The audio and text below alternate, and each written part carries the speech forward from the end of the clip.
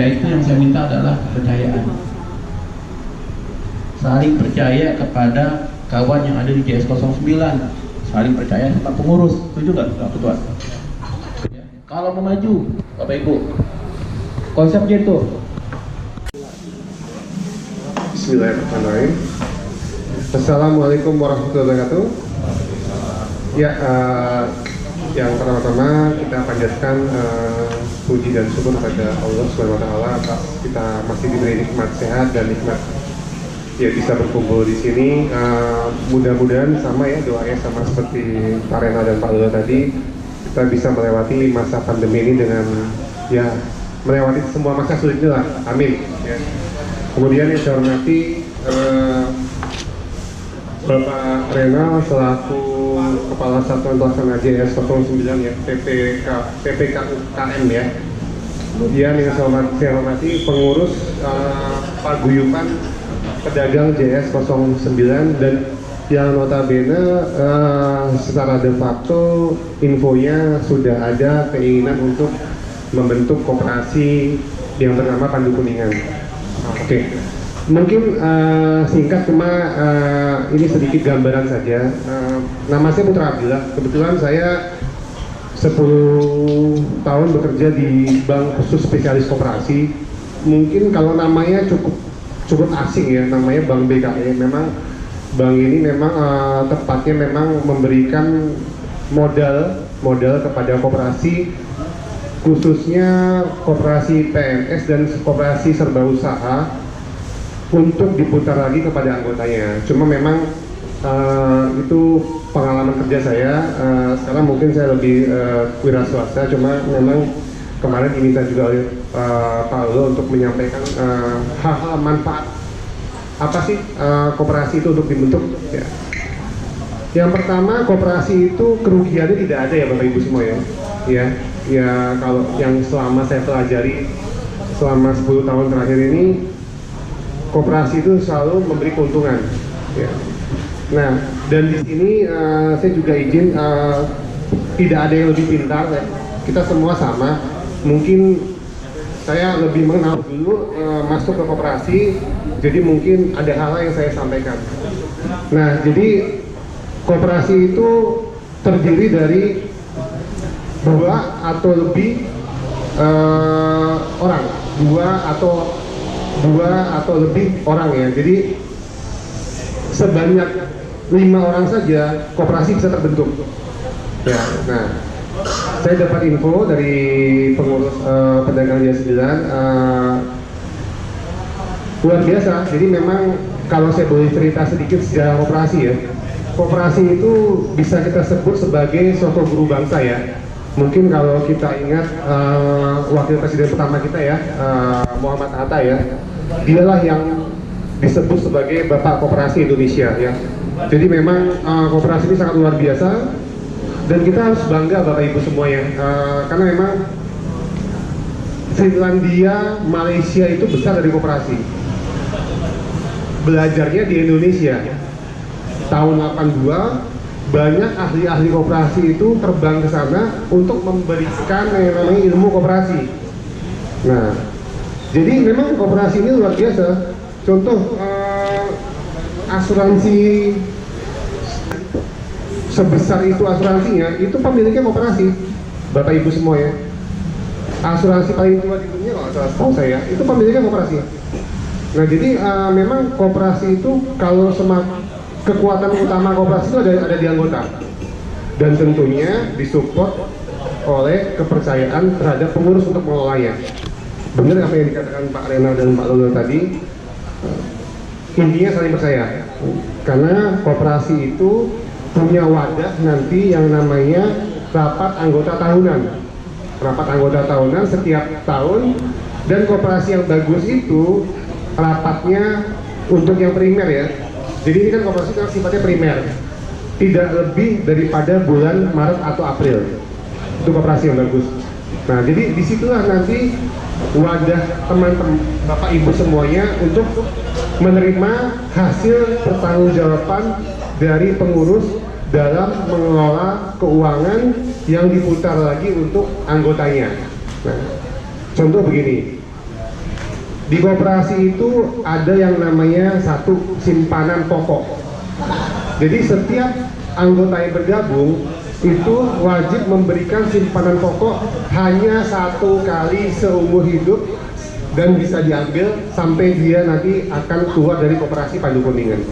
Nanti akan disepakati oleh seluruh anggota dari simpanan wajib. Simpanan wajib itu sebesarnya juga nanti diketok palu dan diusulkan oleh anggota dan diketok palu oleh pengurus. Contoh 25.000, 50.000, 100.000 itu bebas. Nah, yang ketiga baru simpanan sukarela. Nah, kalau sukarela ini ya namanya sukarela ya, boleh simpan boleh tidak. Tapi dikasih namanya nanti jasa produksi oleh koperasi. Tapi kalau 2 komponen tadi, pokok dan wajib, itu wajib. Pokok cuma sekali seumur hidup selama kita menjadi anggota koperasi, kalau wajib setiap bulannya. Nah, nanti kalau ada ibu tanya, Pak, uang itu bisa diambil nggak? Bisa, nanti diperhitungkan dan diambil setelah teman-teman sudah keluar dari koperasi Pandu Kuningan.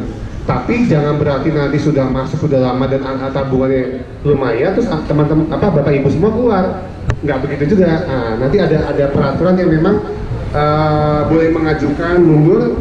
Ada tuh beberapa koperasi yang saya pernah jumpain, pas dia butuh dia tarik, pas dia ini dia gabung lagi. Nah, sebenarnya kenapa ada koperasi, fungsinya tadi teman-teman bapak ibu semuanya.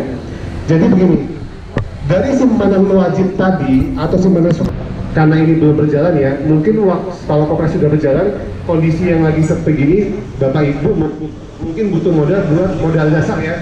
Contoh mungkin kalau misalnya jual lontong sayur, mungkin modal dasarnya 5.000 atau mungkin jual minuman 300.000. Nah, pas lagi kondisi udah 3 bulan lockdown kemarin, kita nggak bisa ngapa-ngapain, itulah pentingnya koperasi sebenarnya. Pas koperasi punya modal, dia kasih kepada anggotanya dengan dilebihkan jasa produksinya. Terus kalau bapak ibu nanya, lupa kok dilebihkan, kan uang kita juga. Nah, itu dia tadi. Fungsi dari jasa produksi tadi adalah untuk mengembangkan koperasi jauh lebih besar lagi, dan manfaat akhirnya adalah bapak ibu semuanya kebagian SHU di akhir tahun yang dibagikan. Masalah untuk sisi jasa produksi yang mau silakan, karena memang itu nanti penting untuk disampaikan kepada anggota.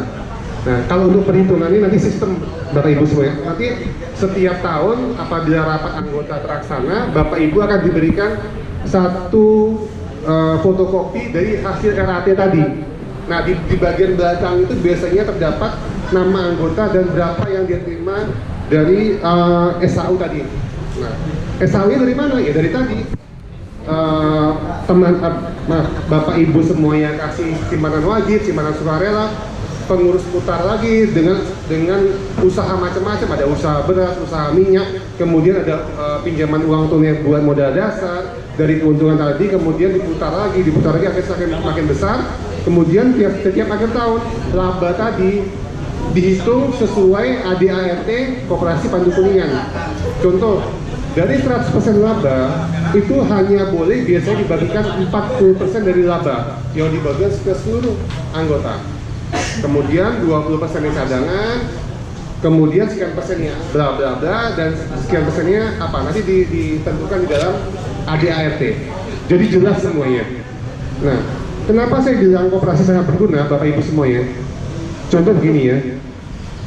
Memang kalau kita lihat bank itu pasti kalau kita pinjam kondisi sekarang sangat sulit. Kenapa sangat sulit? Bank sangat rigid sekarang.